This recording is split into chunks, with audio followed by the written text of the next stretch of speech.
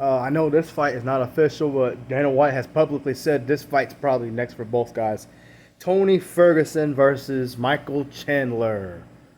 I'm reacting this way because this is a pick I really don't want to make, as I don't like Michael Chandler. He's annoying. You know, I get he was Bellator champ. He did this and he did that, but he's come to the UFC. He's 1-2. He's lost his last 2 fights, and now he's fighting a guy who's had 3 losses in a row with Tony Ferguson, who most people are questioning. Does Tony Ferguson still got it? You know what I mean? So,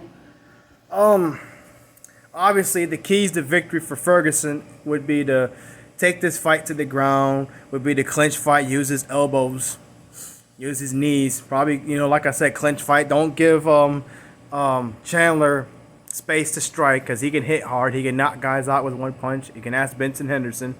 He did it with Dan Hooker.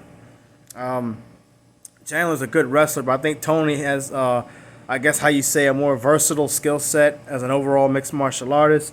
But he's coming off 3 losses, so you got to question if he still actually believes in himself the same way as he did years ago. You have to question his desire, I guess, at this point, because he did not look good in his last 2 fights. His Gaethje fight, I'll give it to him, it was somewhat competitive. It wasn't all one-sided, but he got finished. And then he lost 2 dominant fights. 2 fights where he got dominated to Oliveira and then Dariush. So the keys for Chandler, obviously keep this fight standing. You know, hit him and move, stick and move until when you knock him out, which he can do. He can knock out Tony Ferguson. I know he can because of his power. The longer this fight goes, the more in favor I think it goes for. Thing is, I don't think this fight's going to go to distance. I think somebody's going to get knocked out or tapped out. If this fight ends in a submission, Tony Ferguson would be the favorite. He has that Darce choke. He's good with arm bars. He's good with triangle chokes. He's good with hurting people with his strikes. So the longer the fight goes, I think it goes in favor of Ferguson, obviously. But the quicker the fight goes, it goes in favor of Chandler. I think Chandler can win this fight.